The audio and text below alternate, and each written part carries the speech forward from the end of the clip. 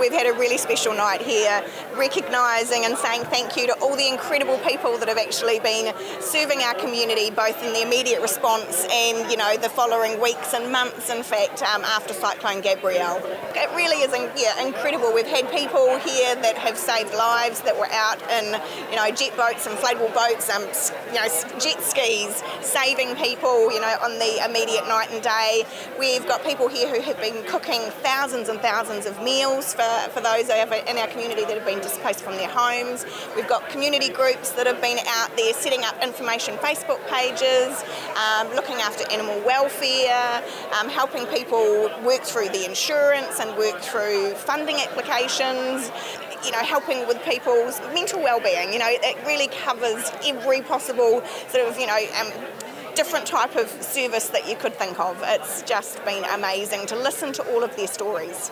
So it's a recognition award for what we did during Cyclone Gabrielle. We've accepted this award tonight really on behalf of everybody who was helping us during that time. But we've had people that have got phenomenal organisation skills, people who were able to walk out to the back of nowhere and rescue people and check on people.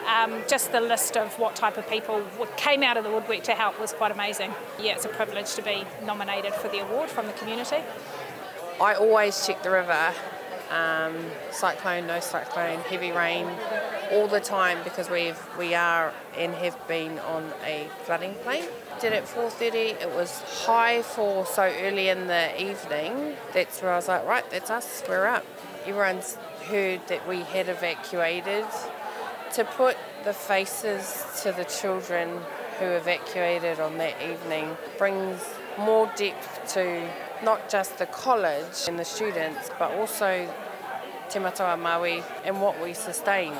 We're here to celebrate, unsung heroes, leadership in the community. The award I received is our award because without their cooperation, their being focused and onto it, we wouldn't have got out of there so smoothly. I guess we were contacted morning after the cyclone through the RSE. The workers, employers were looking for spaces where they could evacuate to.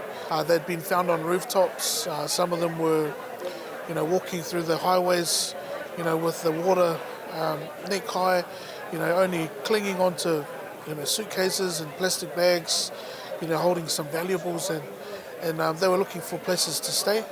And then we opened up for about 30, expecting 30. I think that night we housed about 200 people. For us, it was really like a village concept, bringing our people together, Pacific for Pacific. And I think they felt like they were at home. We were able to give them a safe space. As much as we were a blessing to them, they were also quite a blessing to us to be able to come together as one. And we saw the power of community.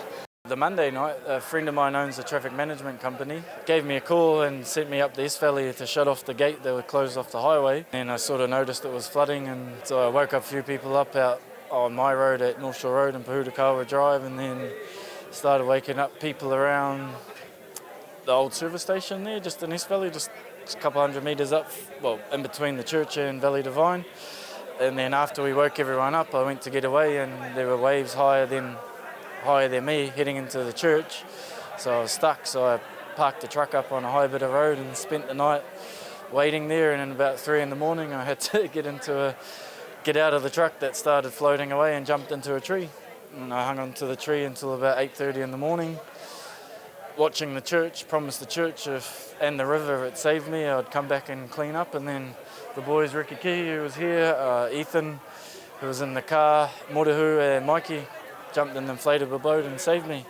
It's humbling that I got an award, because there's even a few people in this room that I think have done more work than me. We went around to Waihick to try and get over through Links Road, and Links Road was obviously flooded considerably. We saw a bloke and his 2 kids get washed off the back of their ute into the orchard.